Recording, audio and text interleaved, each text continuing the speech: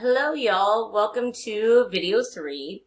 So I've talked about how do we deal with the quadratic equations. We're going to take the square root of both sides. A little bit about factoring, but this was a question that tripped a lot of people up on the exit ticket and the independent practice.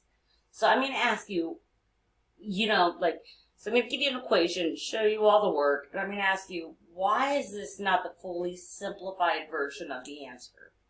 And a lot of people said it is a fully simplified version, and it's not. So here's what I need you to do. If I'm asking you that, look at what's under the square root.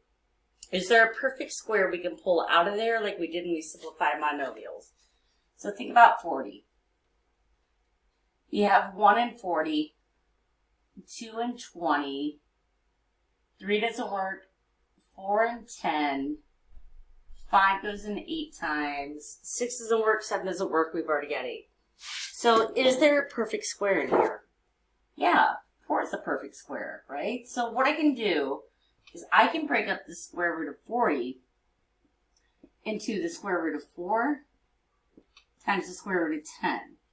And then remember what I can do is I can actually take the square root of 4, that's 2, and then I can't do anything to the square root of 10, so I'm just going to leave it alone. So what I can do is I can replace the square root of 40 with 2 times the square root of 10, right? So I'm just simplifying that expression, right? Or that radical. So what this is going to give me is x equals 4, keep your plus or minus, but I'm going to replace this with the simplified form of 2 times the square root of 10 over 6. Now what I'm going to do is I'm going to look at all the numbers that are outside of the square root sign. Remember, this guy is locked in. You cannot deal with him. So I have 4, 2, and 6. And I'm going to say, is there any number that I can divide into all of those? Like, yeah, I can divide all of those by 2. So I'm going to divide all of these numbers by 2. So what I'm going to get is x is going to be 4 divided by 2 is 2, plus or minus 2 divided by 2 is 1. Keep your square root of 10. Over 6 divided by 2 is 3. Okay, so remember, we don't really need this 1 if it's in front of the square root sign. If you want to keep it there, it's not going to hurt anything. But remember, we don't need it. So the reason this is not fully simplified is I can break this down more. So here's one thing. When you take your mastery assessment, I'm going to ask you to explain all steps. I don't want you to say, like, oh, we can simplify this more.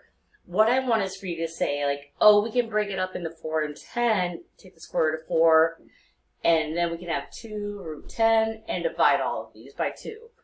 So I want you to understand, when you're doing the mastery assessment, I really need you to explain a lot of things to me, okay? So when I say, please explain your steps clearly, please tell me everything you're doing. Do not skimp. Because, like, honestly, the more you give me, the better your score is probably going to be. I'd much rather have more than less. Okay, so that is all I have on quadratic equations. In the next video, I'm going to talk about some of the application stuff. All right, you guys, see you soon.